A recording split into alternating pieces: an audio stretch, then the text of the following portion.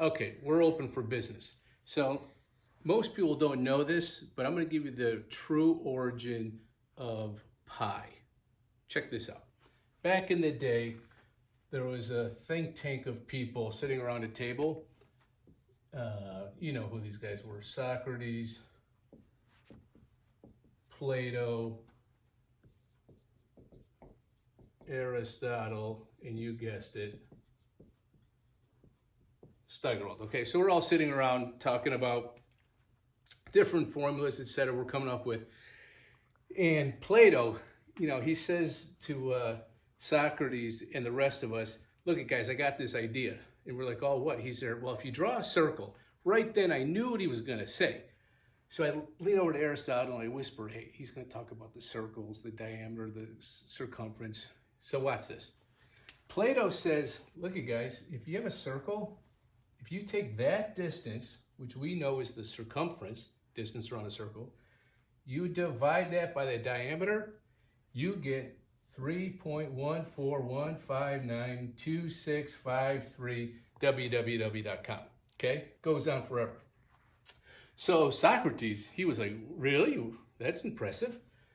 But does it work for all circles?" Plato said, "Well, look, let's draw a big circle.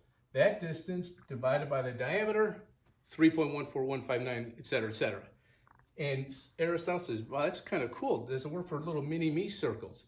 So Plato said, "Sure." He drew a tiny little baby circle. The circumference divided by the diameter is 3.14159, etc., etc. So, that's the gist of it. So everybody was amazed, and we needed to decide to come up with a name for that. We wanted to get the name of the distance of a circle, the circumference, distance around a circle, divided by the diameter. And just then, Mrs. Socrates comes walking in with a freshly baked apple pie. And she says, "Pie, anybody?" And we said, "Oh, let's name it Pie." And that's how it came about. Except we didn't want to name it pie like the pie that we were about to eat, which, by the way, was delicious.